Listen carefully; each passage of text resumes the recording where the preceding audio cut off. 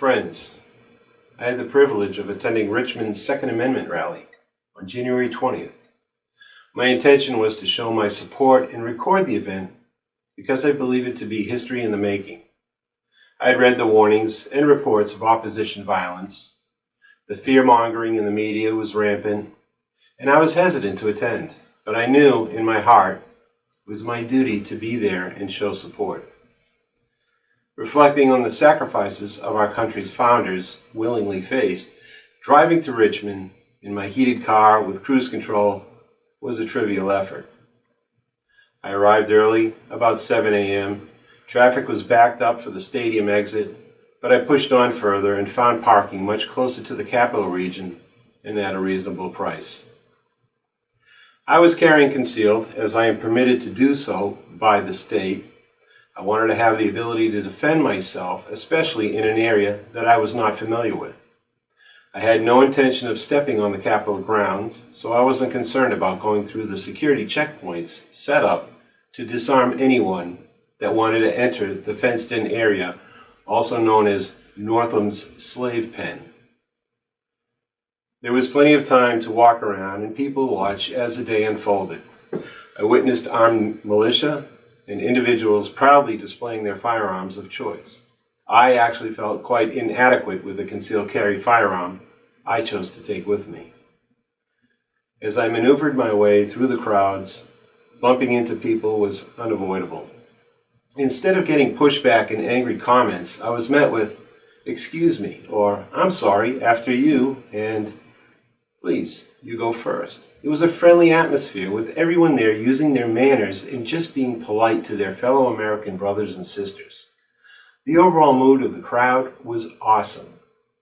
I believe there was at least 80,000 people overall in attendance. Bank Street, which is directly in front of the Capitol, and 9th Street, which runs alongside the Capitol, were packed. The Capitol grounds were packed. In my estimate, I would say there was closer to 80,000 in attendance throughout the day. My only reference is by attending sporting events, and I am fairly confident that the amount of people I saw could easily fill a stadium that seated 80,000.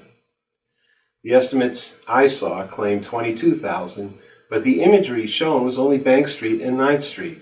The side streets leading to Bank Street, 10th, 11th, 12th, 13th, and 14th, and Main Street, which ran parallel, were all packed with Second Amendment supporters.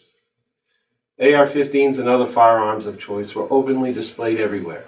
Militias were marching. Gays for Guns were marching. Dems for the NRA were marching. Blacks and whites and every color in between was marching. You could feel the solidarity all throughout the event.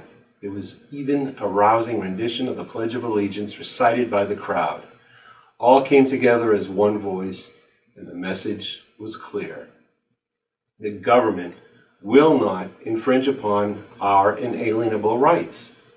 "We will not comply" was a chant that erupted from the people in defiance of the government's overreaching bills to disarm and confiscate. I chatted with Americans that came in from Pennsylvania, Arizona, Alabama, North and South Carolina, and even New York, all there to show support, because they knew this government intrusion on our rights can very well happen to them. There was no hatred. In Richmond, we were one people, not white nationalists, not hate groups or extremists. We were American people who may only be separated by opinion, but came together to demonstrate to the government and the rest of the country that we will unite and defend our inalienable rights against any and all tyranny. It's the politicians and media that want us to believe that opinions are rights to keep us divided, and our inalienable rights are something that can be taken away or forfeited by legislature in the name of public safety. The politicians hunger for power, and the media feed the naive with false sensationalism. We have proved them wrong. We peaceably assembled, we openly carried guns, and we even cleaned up after ourselves when the event was over. There were no gunshots, no altercations, and only one arrest of someone wearing a face covering. It was never about the gun. It's all about control.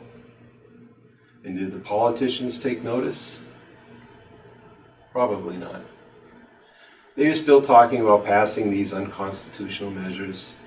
They just refuse to listen and understand.